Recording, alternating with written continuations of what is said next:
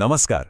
क्या कभी ऐसा महसूस होता है कि मन बस भागता ही रहता है, एक पल भी चैन नहीं लेने देता? अगर ऐसा है तो आज हम एक बहुत ही पुरानी और कमाल की कहानी सुनेंगे। ये कहानी हमें सिखाएगी कि उस भागते हुए मन को कैसे रोका जाए। तो चलिए इस दिलचस्प सफर की शुरुआत करते हैं। कभी सोचा है कि दिमाग एक पल के लिए भी चुप क्यों नहीं बैठता?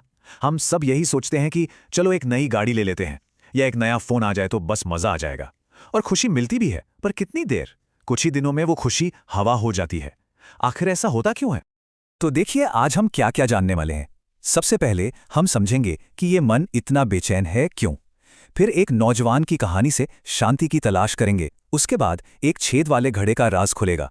और आखिर में हम उस असली सीक्रेट तक पहुंचेंगे जो सच्ची शांति दिलाता है।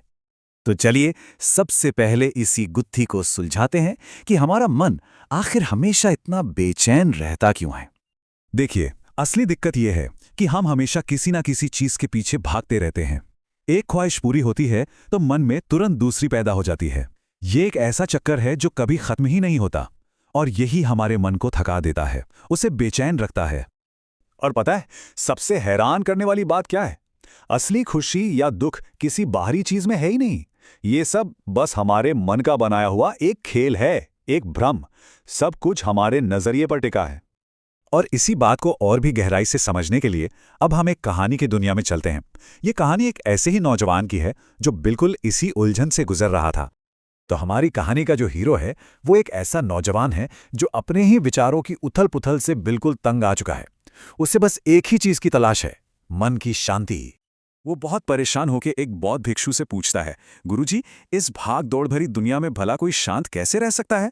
ये सवाल शायद हम सब ने कभी ना कभी अपने आप से जरूर पूछा होगा, है ना? भिक्षु ने उसे एक सीधी साधी सलाह दी, ध्यान करो। लेकिन उस नौजवान को तो इंस्टेंट रिजल्ट चाहिए था। उसने बस एक रात कोशिश की और फिर बोला, नहीं, मुझे कोई तेज तरीका बताइए। उसकी यही जल्दबाजी एक बहुत बड़े सबक की वजह बनने वाली थी। अब भिक्षु ने जो किया वो बहुत अजीब था। उन्होंने उसे एक ऐसा काम दिया जिसमें एक बहुत ही गहरा राज छिपा हुआ था। चलिए देखते हैं कि वो क्या था। हुआ ये कि भिक्षु ने उसे एक घड़ा दिया जिसमें छोटे छोटे छेद थे और कहा, जाओ इसे नदी से भर के लाओ। बेचारा नौजवान जितनी कोशिश करता सारा पानी बह जाता। घंटों की मेहनत के बाद वो थक कर, हार कर और गुस्से से भरकर वापस लौटा। वो गुस्से में आके चिल्लाया, मैं इसे कैसे भर सकता हूं? इसमें तो हर तरफ छेद हैं, सारा पानी तो निकल जाता है। उसका ये गुस्सा, ये निराशा बिल्कुल वैसी ही है जैसी हमें महसूस होती है जब मन को शांत करने की हमारी सारी कोशिशें बेकार लगने लगती हैं। और बस यहीं पर आता है कहानी का सबसे बड़ा टर्निंग पॉइंट, जब भिक्षु उसे उस छेद वाले घड़े का असली मतलब समझाते हैं। भिक्षु ने समझाया कि ये छेद वाला घड़ा असल में हमारा मन ही है। हम इसे बाहरी चीजों से, दुनिया भर की खुशियों से भरने की कोशिश करते रहते हैं, लेकिन वो खुशियां इन छेदों से बह जाती हैं और मन हमेशा खाली का खाली रह जाता है।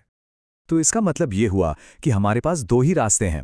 पहला, इस छेद वाले मन को और चीजों से और विचारों से भरने की बेकार कोशिश करते रहना, या फिर दूसरा रास्ता, मन को खाली करने का तरीका सीखना, बाहरी चीजों को अंदर आने से ही रोक देना।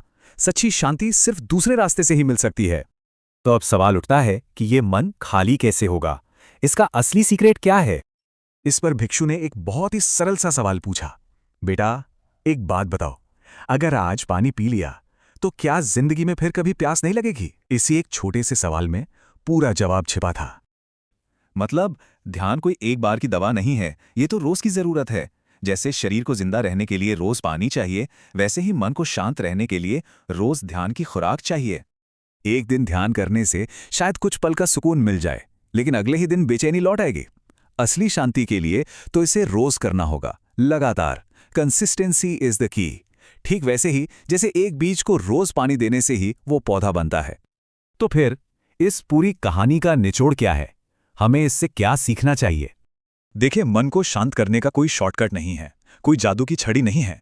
इसके लिए तीन चीजें बहुत जरूरी हैं: धैर्य यानी पेशेंस, सब्र यानी परसिवियरेंस और समय यानी टाइम।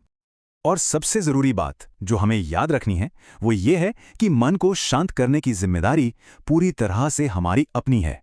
ये शक्ति किसी और के पास नहीं, बल्कि हमारे ही अंदर मौजूद है। तो अंत में बस एक सवाल कि किसी के मन को शांत करने की शक्ति आखिर किसके पास है? इस पर एक बार जरूर सोचिएगा।